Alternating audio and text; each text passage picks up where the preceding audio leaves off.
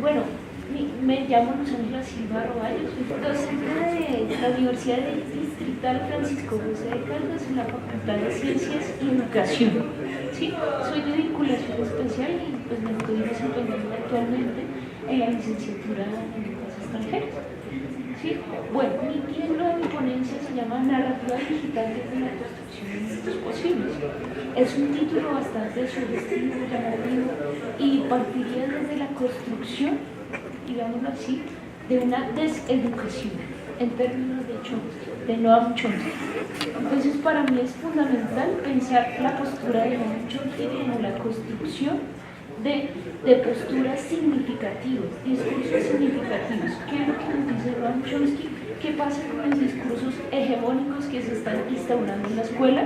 Pues han generado en los estudiantes apatía, desinterés, piensan que llegar a la escuela es lo mismo de siempre, no se convierte en un espacio creativo de innovación, proclive a generar discusiones. Entonces, ¿qué es lo que nos dice Noam Chomsky? Tenemos que desestructurar los discursos hegemónicos que perviven en la escuela. ¿Y cómo se puede fundamentar eso? La tarea de nosotros como docentes es configurar esos discursos de una manera crítica y propositiva.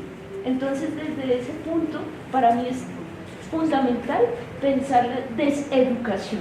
Entonces, pensar la deseducación configura una deconstrucción, una postura deconstructiva frente a la realidad educativa, frente a la escuela.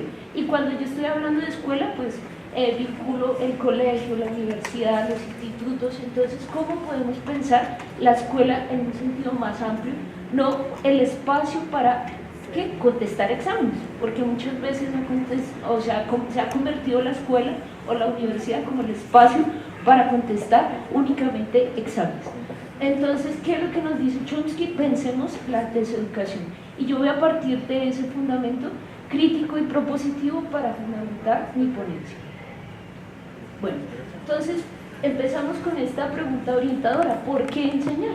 ¿Sí? La propuesta de incorporación de las TICs al aula tiene que configurarse en una propuesta disímil, alternativa, constructiva, que genere en los actores áulicos un encuentro comunicativo, extender puentes comunicacionales con esos actores comunicativos, es generar un vínculo con los estudiantes, es generar un reconocimiento. En términos de Enrique Dussel, filósofo argentino, es el reconocimiento del otro, como bien lo dice en su Pedagogía de la Liberación, es configurar ese reconocimiento del otro, mirar a los ojos al otro, ¿sí? Cuando miramos a los ojos al otro, le damos existencia, ¿sí? ¿Qué ha pasado muchas veces en los espacios áulicos? Pues el docente llega a la clase y ni siquiera reconoce al estudiante, al educando. Entonces, es generar una propuesta disímil que configure en los espacios áulicos una propuesta creativa e innovación. Tiene que generarse un diálogo significativo. Esa categoría diálogo es fundamental porque yo parto de una propuesta fenomenológica y hermenéutica. ¿Sí? Ese diálogo no es el diálogo que siempre nos han dicho de contestar y responder. Ese diálogo se tiene que configurar en una fusión de horizontes, digámoslo así, de significados y de experiencias. Entonces, tiene que ser un diálogo significativo entre los autores áulicos. Entonces, yo parto de este supuesto que estamos dentro de un sujeto del aprendizaje y un sujeto de la enseñanza. Y ese sujeto tiene que servir y ser el soporte de su realidad, ¿sí? Ese sujeto no se puede convertir en un sujeto sujetado a una institución, a unas estructuras, sino ese sujeto tiene que convertirse en un sujeto que soporte su realidad. Se tiene que convertir en un sujeto, en alguien que configure realidades.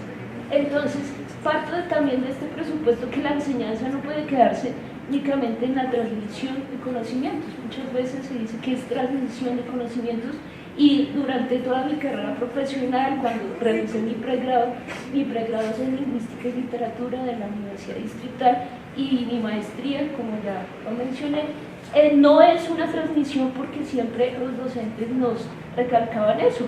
No podemos transmitir porque estamos viendo al otro a ese estudiante como una caneca vacía, y no puede ser una caneca vacía porque obviamente tiene preconceptos, tiene universos, subuniversos, y entonces partimos de ese presupuesto que existen unos preconceptos, y cuando ya vemos al otro como el otro que merece ser escuchado, configuramos otra realidad. Entonces, ese sujeto de la enseñanza, ese docente, tiene que ser el portavoz de potenciar discursos del empoderamiento. ¿Qué significa esos discursos del empoderamiento? Generar en los estudiantes alzar su voz, elevar su voz, no repetir, y quiero remitirme otra vez a Chomsky, no volver a repetir lo que otros autores dicen, porque muchas veces en los espacios académicos se pretende que los estudiantes repitan como loritos, ¿sí?, lo que otros dicen. Y entonces yo parto de mi propuesta que, listo, tenemos las categorías que estamos manejando en determinada temática. Podemos elevar nuestra voz y configurar otro discurso y tener su propio discurso. Esa es la iniciativa y los estoy motivando, esta estrategia que estoy presentando hoy, la he venido trayendo desde que inicié en la Universidad Distrital. Es configurar ese discurso de elevar su propia voz, configurar sus propios discursos y ser creativos. Eso es fundamental. Bueno, ¿por qué innovar hoy? ¿Sí? Muchas veces nos preguntan, pero ¿qué significa innovar? ¿Sí? En términos de Jesús Martín Barbero, en su texto Jóvenes, Comunicación e Identidad, en un apartado de su texto, él habla que en Latinoamérica se experimentó un boom del rock latinoamericano. Entonces, ¿qué pasaba con esos jóvenes? Empezaron a generar una conciencia dura frente a las situaciones que se estaban presentando actualmente en Latinoamérica. Y cito textualmente una palabra de Jesús Martín Barbero: es ir en contra de los bastardos intereses de las multinacionales. Entonces, ¿qué pasaba con esos jóvenes? Empezaron a reunir en comunidades hermenéuticas y empezaron a generar comprensión e interpretación sobre su realidad a través de la música, las letras que se estaban gestando. Entonces mi propuesta es de índole, lo vuelvo a reiterar, fenomenológico y hermenéutico. Entonces vamos a partir de la fenomenología. Mi conciencia es conciencia de algo. Entonces ese sujeto se convierte en un sujeto trascendental en términos de Edmund Husserl. Entonces, si ese sujeto se convierte en un sujeto trascendental, quiere dirigir su conciencia a determinado objeto. Entonces yo parto de ese presupuesto, dirige su conciencia a ese objeto y empieza a hacer un nexo con otros objetos. En ese momento se empieza a realizar un nexo y se empieza a realizar un discurso, ante todo hermenéutico y comprensivo. Hermenéutico no se limita solamente a la interpretación de textos bíblicos, no a la exégesis, no se puede pensar así, sino ya la hermenéutica trasciende esos aspectos y se piensa como una interpretación y una comprensión de la realidad, como si de un texto se tratara. Así lo cita textualmente la hermenéutica. Entonces no nos situamos en mi propuesta, yo no me cito en mi propuesta únicamente en que los docentes, que se están formando interpreten un texto, sino pueden interpretar imágenes, obras de arte, dibujos, caricaturas, películas. Entonces se interpreta ya la realidad como si un texto se tratara. Bueno, para mí es fundamental pensar en el lenguaje. ¿Sí? El lenguaje como esa categoría, no como ese instrumento que muchas veces se pensaba que era el lenguaje como un instrumento que se toma y se deje, sino somos, en términos de Gastón Bachelard, en su Poética de la Ensoñación, específicamente el soñador de palabras, el primer capítulo, ese soñador de palabras que llegamos a esos procesos de ensoñación, a esos procesos de estar en otra realidad, en esos mundos posibles, que así se titula mi conferencia. Entonces, en esa configuración de esos mundos posibles, el son del silencio, los intersticios, los pequeños espacios que no están escritos, nos están diciendo algo. ¿Sí? En un texto nos dice algo. En términos también de Martin Heidegger, en Camino al Aula, no hablado, la parte no hablada, lo no dicho siempre nos está diciendo algo. Y en esa configuración de lo no dicho, podemos generar espacios plurisignificativos de sentido y obviamente con una intencionalidad comunicativa. Nos tenemos que dirigir a esa intencionalidad comunicativa. ¿Cuál es? Generar en los espacios áulicos creación e innovación, ¿sí? Entonces acá, vuelvo a repetir, el sujeto ya no se convierte en alguien sujetado, sino se convierte en el soporte de su realidad y en el fundamento de su realidad como individuo. Bueno, la realidad, entonces, en este aspecto, la realidad se puede convertir en una realidad convencional, ¿sí? Lo que nos muestra socialmente, pero también se puede convertir en una realidad ficcional, ¿sí? Lo que se puede imaginar. Ese educando, ¿qué se puede imaginar? Y a través se puede generar a través de la intencionalidad y la percepción, ¿sí? Desde la fenomenología, la conciencia pasa por dos niveles. Una conciencia empírica, que nos están bombardeando con estímulos, ¿cierto? Con experiencias. Y pasa por una conciencia analítica. Y cuando ya estamos hablando de una conciencia analítica, ya ese sujeto trascendental fijó su conciencia. Entonces aquí presento como un pequeño texto que hice cuando se está hablando del silencio. El silencio está ahí y se diluyen los pequeños intersticios de la conciencia. El silencio debe ser una forma de sentido que no se queda en el vacío, sino transmuta y se hace visible en los momentos que habla el silencio. El texto nos está diciendo algo. Si el texto no se puede acabar, como lo dice Humberto Eco, no se puede acabar con el punto final. Ese punto final puede abrir posibilidades, puede abrir expresiones, nuevos textos, digámoslo así, y se genera esa fusión de horizontes. Es configurar esa fusión de horizontes, que es lo que está manejando la hermenéutica. Mi fusión de horizontes, ¿qué pasa con ese sujeto histórico? Somos sujetos históricos, culturales, tenemos una tradición. En términos de Gadamer, Heidegger, somos seres en el lenguaje, somos seres en la tradición.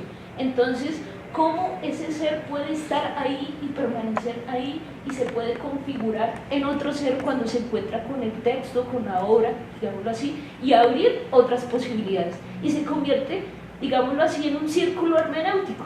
Con esas categorías, comprender e interpretar, sigue abriendo posibilidades. Es abrir posibilidades y esas categorías se están manejando en mis clases y los estudiantes, por obvias razones, generan esa posibilidad de crear mundos creativos, mundos posibles. Entonces, ¿por qué es importante la herramienta que yo quiero mostrarles? Powtoon, no sé si la conocen, ¿sí? En esa herramienta está en la red de manera gratuita. Los estudiantes pueden hacer sus propios libretos, generar sus propias historias, actuar literalmente. De pronto sienten miedo muchas veces en el aula, de miedo escénico, entonces no les gusta compartir con sus compañeros. Entonces se convierte esa herramienta como un escape, una configuración de un escape para decir, acá está mi parte creativa y quiero mostrarlo, pero está mediado por esta herramienta que se convierte en una maravilla. Bueno, acá hago mención a la herramienta, punto. Entonces, desde la hermenéutica, vuelvo a reiterar, se convierte en una realidad. Las realidades significativas del texto se pueden abrir y trascender. Y se pueden fragmentar en este momento las formas de adoctrinamiento que siempre pues, están perviviendo en la escuela. Entonces es una forma, un escape, una ventana para abrir otras posibilidades. Bueno, este es un ejemplo que yo les muestro a mis estudiantes. Para mí es fundamental como docente mostrar textos, porque nosotros tenemos que ser escritores, no podemos estar exigiendo a los estudiantes que escriban textos si nosotros no escribimos los textos. Entonces para mí es fundamental mostrarle a los estudiantes un texto para que se motiven. Por ejemplo, esta es una obra de arte que analicé con los estudiantes en una cátedra que se llamaba Discurso y Género, en la carrera de Humanidades y Lengua Castellana. Entonces, cuando ya partimos, en un primer momento le digo a los estudiantes cuál es ese objeto que ustedes notan que les atrae ya, en un primer momento. ¿Qué les gustó de esa imagen? Entonces muchos dicen, es la chica que está corriendo, entonces les pido el significado, ¿qué podría ser ese significado de esa chica que está corriendo? Entonces ellos me pueden decir, es la infancia de ella que está huyendo, ¿sí? Otros pueden decir, me impactó en un primer momento, pues el murciélago que aparece. Entonces ellos empiezan así a partir de esos elementos, desde la fenomenología, y acá estamos aplicando lo de la fenomenología, cómo empiezan a relacionar esos elementos y a construir un texto, ¿sí? Y a comprender e interpretar la realidad. Entonces, este es mi texto. Ante la desolación irreductible, la figura reposa en la lejanía, en indistintamente que puede resultar el encuentro ante la fragilidad del momento. Los elementos que reposan en su pequeño cuerpo se desvanecen en un simple momento. La belleza y la delicadeza son puestas en escena como momentos fragmentados. Los instantes que permanecen de manera constante se resquebrajan cuando la mirada asqueada de aquel ente externo que nos prefigura en sutiles intersticios ya imaginan que su creación es nefasta. Ante la decadencia solo queda sostener la ausencia del instante, ese instante que se sitúa y existe, ese instante que se desmorona ante la mirada acusadora. Lo agradable y lo desagradable se condicionan y dan como resultado una mirada ambivalente de ese entorno donde la decadencia cae en un abismo, la desolación, lo indecible, trae consigo un camino que puede deformar lo que aparece en la escena. ¿Y qué es lo que aparece? Pues lo repulsivo de mostrar lo que no se desea develar. ¿Sí? Entonces les muestro textos y empiezan a generar ya sus propios textos. Ese es el significado de esta propuesta, que ellos generen sus propios textos y eleven su propia voz.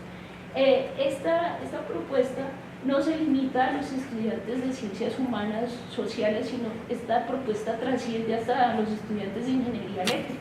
Acá les muestro un ejemplo de mi producto, de mi trabajo que los chicos realizaron en una clase de historia y cultura colombiana. Entonces no sé si les gustaría verlo. ¿Sí?